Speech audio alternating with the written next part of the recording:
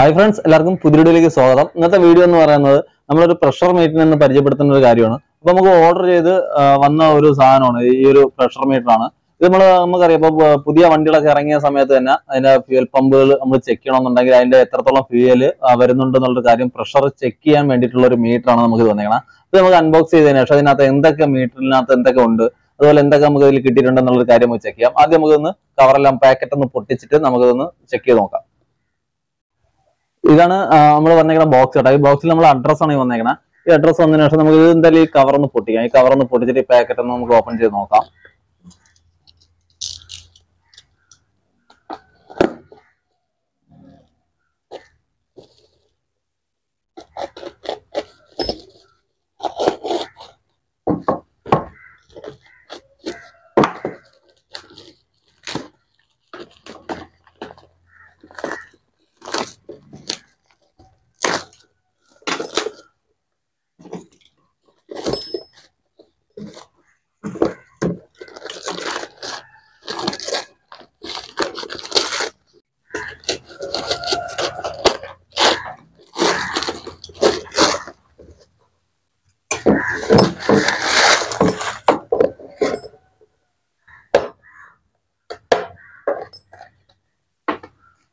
നമുക്ക് ഇതാണ് ഈ മീറ്റർ കേട്ടോ. അപ്പൊ ഈ ഒരു മീറ്ററിൽ നമുക്ക് ഒരു കേബിളും കൂടി വന്നിട്ടുണ്ട്.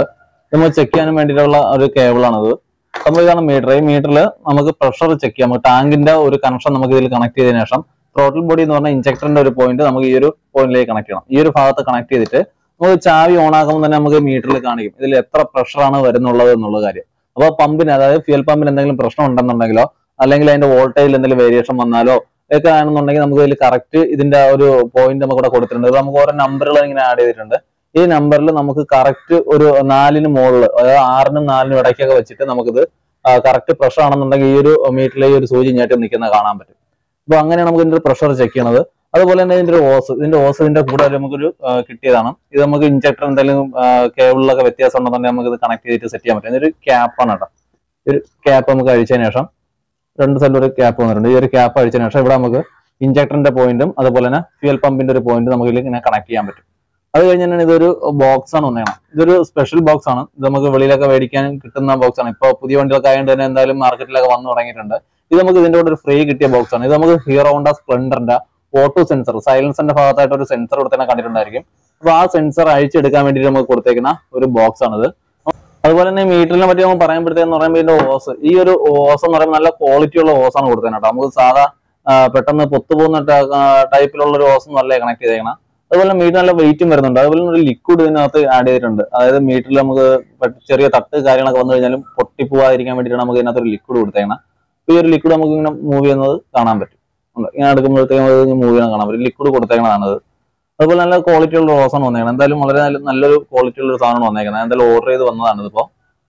ഓക്കെ, നമ്മൾ ഉടനെ തന്നെ എന്തായാലും ഈ ഒരു മീറ്റർ ചെക്ക് ചെയ്തുകൊണ്ടുള്ള ഒരു വീഡിയോ എന്തായാലും നമുക്ക് ഉടനെ നമ്മുടെ ചാനൽ അപ്ലോഡ് ചെയ്യുന്നതായിരിക്കും. അപ്പോൾ നമുക്ക് എങ്ങനെയാണ് ചെക്ക് ചെയ്യേണ്ടത് കാര്യങ്ങളെല്ലാം കൂടെ അടുത്ത വീഡിയോയിൽ നമുക്ക് കൂടുതൽ വിശദമായിട്ട് നമുക്ക് പരിചയപ്പെടാം.